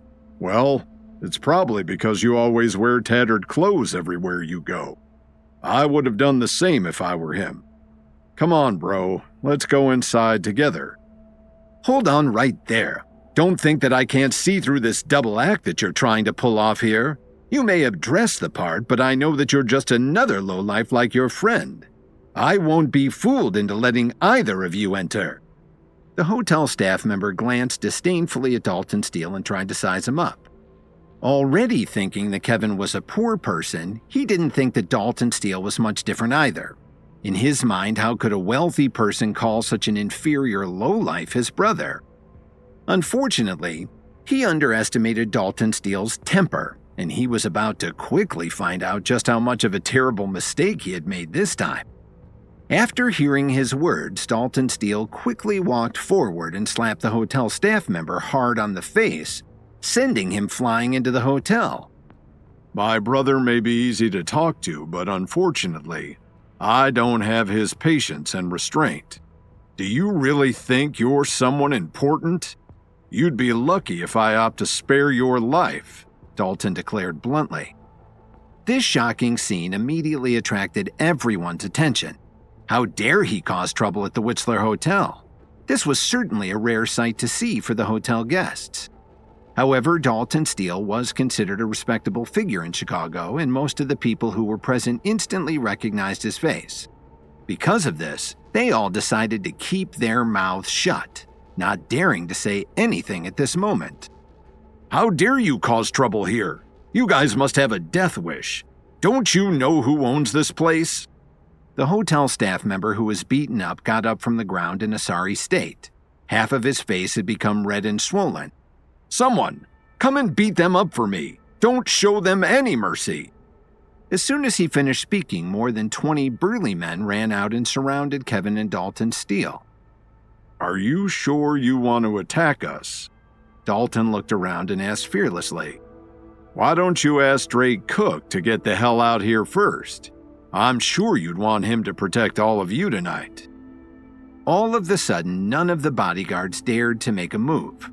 After all, they weren't fools. There were only a few people in Chicago who dared to call Drake Cook by his name, and if they offended some big shot, they would surely die and vanish without a trace. "What are you all still standing there for? Can't you see that the two of them are just trying to show off and name-drop Mr. Cook? Besides, how could such a powerful figure like him associate with such lowlives like these two?" The hotel staff member shouted loudly from the side. Hearing this, the guests all looked at this man in utter disbelief. How didn't he recognize Dalton Steele? They figured that he probably didn't have a very high position. At most, he was just one of Drake Cook's clueless watchdogs. While all of this was happening, someone quickly ran to the third floor to report to Drake Cook, and by the time he rushed downstairs with his men, there were already more than 20 people lying on the ground in a mess by the door. Dalton Steele stood where he was and sneered disdainfully. "Not a single one of you can beat me." At the moment, the guests who were eating felt that they were in store for a good show tonight. Firstly, there was Drake Cook, who had recently gained a lot of prestige in Chicago and was at the peak of his power. Meanwhile, there was Dalton Steele, who had been a fierce presence in the city for a long time and had just made a comeback to reclaim his family's prominence. No matter who won or lost in the fight between these two, it would definitely end up being a classic. "I didn't come to the Whistler Hotel tonight expecting to witness these two heavyweights go at it. I wonder who will be the last man standing," a man exclaimed. "I'm still very curious. Who is that young man with the tattered clothes? Why did Dalton Steele call him brother earlier?" a woman wondered aloud. "Although the Steele family's power has been greatly reduced, I heard that the moment Dalton Steele came back, he swiftly upended the entire Archer family," another man recalled. "That's right. I also heard that Dominic Archer immediately returned all of the Steele family's properties and territories. That being said, I never thought that he would go after Drake Cook so soon," the person beside him added. Amidst all of the commotion from the crowd, Drake Cook glanced at all the people who were lying on the ground. Upon doing so, his facial expression instantly changed, and he narrowed his eyes at Dalton Steele. "Isn't this a little too much?" Drake Cook asked coldly. "I'm not the one who instructs his men to look down on others." Dalton crossed his arms in front of his chest. "Look who's behind me. One of your hotel staff members actually chased him out. I have to say, I admire your courage for doing so." Hearing this, Drake Cook and the people behind him were wondering who Dalton Steele was referring to. When they finally saw that it was Kevin, they were stunned and petrified on the spot. "Kevin, President Williams." Drake suddenly felt his mouth go dry as he stammered his way to greet Kevin. When these words came out, everyone else's faces were equally filled with surprise, especially those who had mocked Kevin before. With that, their faces immediately turned pale. At the same time, the hotel staff member lying on the ground had momentarily forgotten the pain in his body. He looked at Kevin with fear as he anxiously recalled what he had said earlier to him. This caused his back to be instantly drenched in cold sweat. "Drake, is this one of your men?" Kevin asked with a smile. "I'm sorry, President Williams. I didn't know you were coming here tonight, so I wasn't able to personally welcome you," Drake said as he quickly ran up to Kevin. Seeing this scene, all of the hotel guests also stood up from their chairs in an instant. Some of them were so shocked that they dropped their forks and knives on the floor. By now, if there was still anyone who couldn't guess Kevin's identity, then what planet were they living in? After all, Kevin was rumored to be none other than the devil incarnate for killing his own family. As everyone thought about this tragedy, they all regretted insulting him earlier. Knowing what Kevin was capable of, they were risking not only their own deaths, but the demise of their entire families. "So, do you think I have the right to go in now?" Kevin walked over to the hotel staff member and looked down on him. "President Williams, I'm sorry. Please forgive me, it's all my fault. I shouldn't have looked down on people in the first place. Anyway, a big shot like you shouldn't waste time arguing with a piece of trash like me. I deserve every bit of the slap that your brother gave to me." The hotel staff member cried so much as he begged for Kevin's mercy. "Drake, take good care of this man. He's really awesome. He can defend your name across the entire east side of the city." Kevin turned his head around and remarked with a smile. "President Williams, you're too kind. I'll make sure to deal with him accordingly." Drake Cook already had the idea in his mind of killing this man. "Anyway, Dalton and I will head inside first. Also make sure to take good care of the guests who are eating in the hall. Can't neglect all of these important people." After Kevin finished giving instructions, he swaggered into the hotel with Dalton Steele. For a moment, everyone lowered their heads as fast as they could. They didn't even dare to look at Kevin directly as cold sweat kept dripping down their foreheads. "Take him down to the basement. You know what to do." Drake glanced at the hotel staff member without remorse. He then continued to give more orders. "As for the rest of the men who fought with Dalton Steele, lock them up indefinitely to teach them a lesson." Drake added, "Also, retrieve all the footage from the surveillance cameras in the hall, investigate all those who have mocked President Williams, and pass on their identities and background information to my father. I shall let him be the judge and decide their fate. Do you understand?" "Yes, Mr. Cook." More than a dozen people answered at the same time. Drake Cook's commanding words not only proved his current status, but also dictated the fate of everyone else in the hall. Meanwhile, Kevin and Dalton Steele slowly arrived at the third floor, then walked into the private room that Drake Cook had arranged for them to meet in. As the two of them chatted and caught up with each other, neither of them brought up the reason behind tonight's dinner. After all, they were brothers, and there was no need to stiffen their relationship over business matters. "Kevin, can you dress more formally in the future? That way you won't be looked down upon every time you go somewhere and avoid troubling other people to smooth things over for you." Dalton sat down on the chair, crossed his legs, and teased with a smile. "I like the fabric of the clothes that I wear. They're quite snug. Wearing expensive clothes like yours won't do me much good if I'm not comfortable in them. Isn't that what matters? Besides, why must your outfit of choice always be so bright and loud? You're attracting too much attention." Kevin casually asked back. "You can say whatever you want about my clothes, but one thing's for sure. You definitely owe me one." Dalton shook his head and laughed. After Kevin told Drake Cook to take care of everyone who had insulted him, he knowingly understood and subsequently ordered his men to deal with the hotel staff member, the bodyguards, and all of the guests accordingly.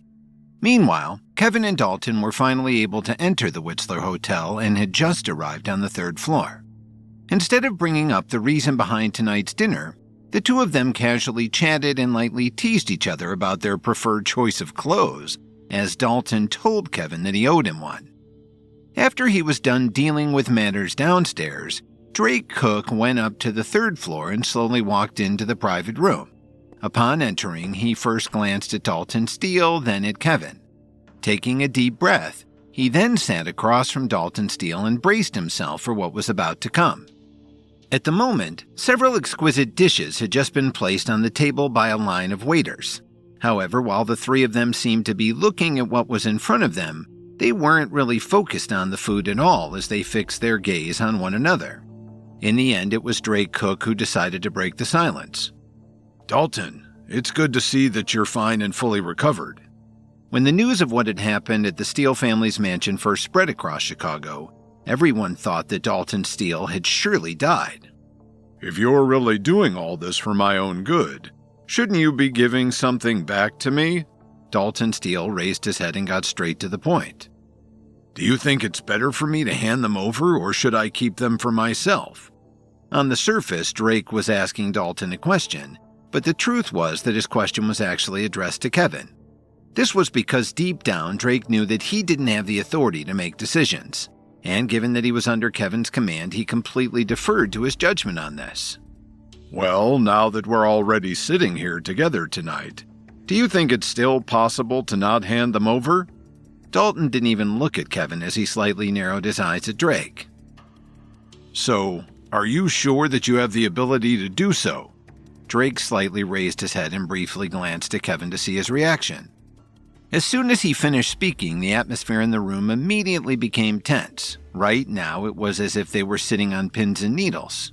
While the two of them were vigilantly staring down and sizing each other up, Kevin turned his attention to the dishes in front of him and silently filled his plate with food. As he began to eat, it seemed that he didn't have the slightest intention of participating in their conversation. When you took advantage of my absence and used it to expand your influence, I have to say that you made a good move. But at that point, no one would have expected me to come back alive, right? Dalton asked faintly. Since I've dared to ask you for them, it proves that I have the ability to take them back.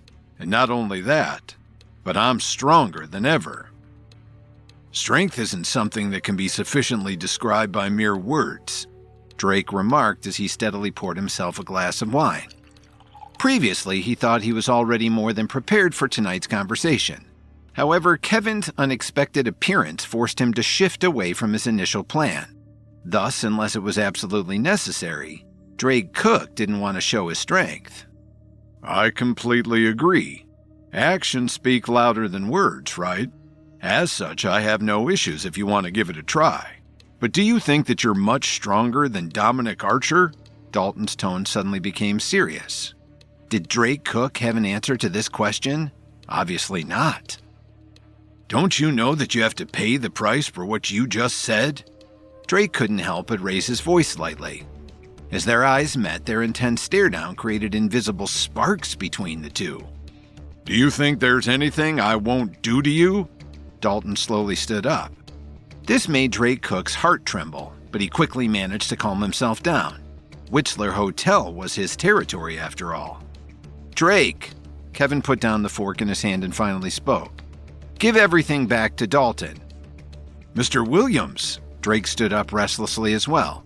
He clearly remembered that Kevin had promised that he would give him a chance to unify the underground families of Chicago. Given this, who wouldn't want to climb up that ladder? If you can destroy Dominic Archer, the things I promised you will never change. Kevin's expression didn't change at all as he faintly added, Dalton is one of us. By giving the Steele family's properties and territories back to him, we aren't losing them to an outsider. But, Mr. Williams, I want to try and see if I can defend them first. Drake gritted his teeth. When these words came out, Kevin couldn't help but look at him. Are you sure about that? Kevin asked plainly. I really want to try. Will you give me the chance? Drake remained firm with his decision. Ever since he agreed to follow under Kevin's command, this was the first time he had gone against him. Moreover, this was also against Mitchell Cook's orders to not provoke Dalton Steele. However, he felt like he had to prove himself to both Kevin and Dalton at that moment, and this was an opportunity that he couldn't let slip away. "All right, then I'll let you guys deal with it yourselves." Kevin didn't want to care at all. He casually turned around and walked to the window, then asked, "Do you have any cigarettes?" Drake Cook quickly took out a pack of cigarettes from his pocket and handed him one. He then took out his lighter and lit it up for Kevin. As Drake Cook walked back to the table, Dalton Steele noticed that the burning tip of the cigarette lit up Kevin's side profile. "Now that Kevin has graciously stepped aside to give us some space, why don't the two of us have a good talk?" Dalton waved his hand. "Ask all the people hiding outside to come in. It's time we discuss proper business." "Dalton, to be honest, I never wanted to be enemies with you. In fact, when the three sides of Chicago were first established, you should know that we wouldn't dare to go against the rules. As such, we always tried to steer clear of our boundaries and stayed within our own." Drake Cook took a deep breath as if he was trying to bolster his own courage. Based on their age and status over the years, Dalton Steele could be considered to be Drake Cook's senior. "However, in our line of business, we've always abided by a principle. There's no reason to spit out what we eat, so even if you beat me to death tonight, I'll never admit defeat." After saying this, Drake Cook suddenly smashed a bottle of wine. Suddenly, the sound of hurried footsteps could be heard from outside, and when the door of the private room was kicked open a few seconds later, a group of burly men quickly rushed in and surrounded Dalton Steele. They were all wielding weapons in their hands, giving the room a cold atmosphere. "Since you've accepted your fate, I shall fulfill your wish tonight," Dalton declared fearlessly. He wasn't threatened by the terrifying appearance of these people at all. "Attack!" Drake ordered loudly. But before any of his men could react, Dalton Steele picked up his fork and knife on the table and quickly threw them out in their direction. With this, several muffled groans were heard in a row as the fork and knife pierced through several men, killing them instantly. This move of his immediately stunned everyone else, but Drake Cook wasn't having any of this. "What are you guys afraid of? He's all alone. So do as I say and kill him for me," Drake shouted with all of his might. Only then did the group of men come back to their senses. However, it was too late as Dalton Steele had already taken the initiative to attack. He charged into them like a hungry wolf pouncing toward a flock of sheep. Meanwhile, Kevin was still standing in front of the window. As he observed the evening skyline outside, the sounds of wailing in the private room didn't seem to affect him at all. Instead, his eyes revealed a profound look, but no one could tell what he was thinking about so deeply. By the time Kevin finished smoking the cigarette in his hand, the commotion behind him had also stopped. At the moment, the originally magnificent private room seemed to have been dyed red with blood, and all of the men who had fallen to the ground were no longer breathing. While there were still many others outside the door, none of them dared to step into the private room. Hearing the grim fate suffered by those who had gone in before them, their legs trembled slightly, and their faces were filled with fear. As Dalton Steele casually stretched his shoulders and back, his bright-colored clothes had turned completely red as well. "Drake, looks like your people couldn't do your job for you. Do you still have the confidence to try and see if you can defend yourself against me or not?" Dalton asked with a smile. How is that possible?" Drake's heart was beating extremely fast. He had never seen such a powerful man fight like that in person, and after seeing several of his men die because of his boldness, he suddenly seemed to have second thoughts about resisting. "Was it unexpected?" Dalton smiled again and remarked. "Unfortunately, there's a huge gap in strength between the two of us. Don't you know that I'm a trained expert?" Of course, Drake Cook knew about it, and he was also one himself. However, he had just barely scratched the surface of being a level 2 expert, and his low power base had limited the possibilities that he could imagine with his strength. Enough! Throwing away the cigarette in his hand, Kevin turned around slowly. No more unnecessary bloodshed and casualties. Drake, I already tried to warn you earlier. Now return all the Steele family's properties and territories back to Dalton. You're clearly no match for him at this point. Upon hearing this, Drake Cook slowly lowered his head. However, his body was shaking violently. No matter what, he still wasn't going to give up what he had just obtained from the Steele family during this period of time. Otherwise, if he just gave it all back to Dalton Steele for free, he felt like he would be letting all his efforts go to waste. Kevin sighed. "Ask your men to withdraw and hand them over tomorrow." With that, Dalton Steele took off his bloody coat and gave Kevin a smile. Then they started to walk out of the private room side by side. But as soon as they did, they suddenly felt a strong sense of danger in their hearts. With no time to turn around, they simply dodged left and right as gunshots rang out throughout the entire private room. Drake Cook seemed to have gone mad. No one had expected that he would actually have a gun in his hand, and in just one breath he emptied all his bullets at the two of them. Unfortunately, none of the bullets hit either of them. Instead, the ones who were shot were all his subordinates. When he noticed that Drake Cook had stopped firing at them, Kevin immediately turned around and stepped back in front of him.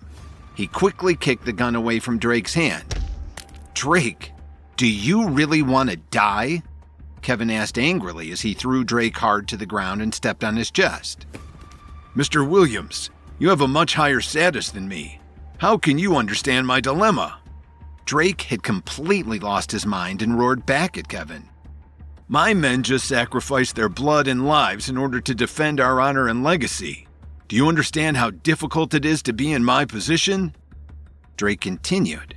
If I simply followed your order and gave everything back to Dalton, then I would be letting all those men die for nothing. How can I face the rest of them after that? Moreover, how can I convince the masses in the future? I still have great ambitions for myself and my people, Mr. Williams. I'm not just a watchdog that was raised by you.